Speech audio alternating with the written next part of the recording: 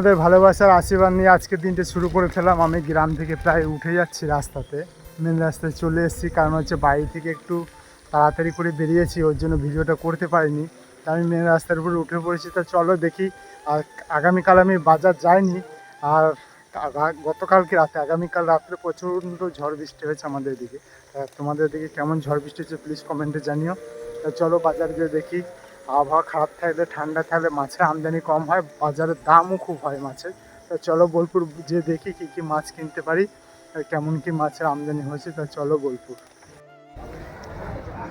আমি বোলপুর মাছ বাজার পৌঁছে গেছি। তা দেখি ভিতরে কী কী মাছ আছে। তা মাছ বাজারে যাওয়ার আগে তোমাদের একটা কথা বলছি, যে আমি একটা আম কিনেছি। তো চলো দেখি, তোমাদের আমটা দেখাই। এই যে একটা আম কিনেছি, এরপরে যাবো মাছ বাজারে। চলো দেখি যে মাছ পাওয়া যায় কিনা। তো চলো।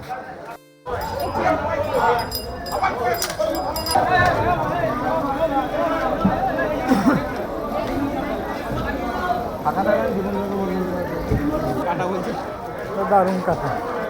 তোমাদের ভালোবাসায় আমার সমস্ত মাছ বিক্রি হয়ে গেছে। মাছ বেশি নিইনি, 3 কেজি 6 কেজি, 3টে রুই আর 3টে রূপচাঁদ, আর নিয়েছিলাম 1 পেটি আম।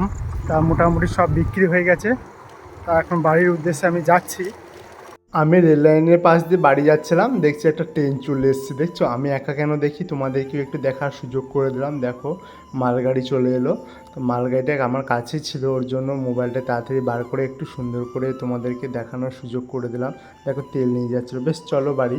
আমার আজকে লাভ হয়েছে টোটাল 600 টাকার মতন। 400 টাকা ক্যাশ পেয়েছি আর 200 টাকার মতন ধার আছে। তো চলো বাড়ি চলে যাই। আমার রোদ গরম প্রচুর পড়ে গেছে, আবহাওয়াটা খারাপ আছে। আর আজকে মাছের দামটা হাই ছিল, ওর জন্য বেশি নিই নাই, ওর জন্য আম নিয়েছিলাম 1 পেটি। চলো আজকের মতন ভিডিওটা এইখানেই শেষ করব।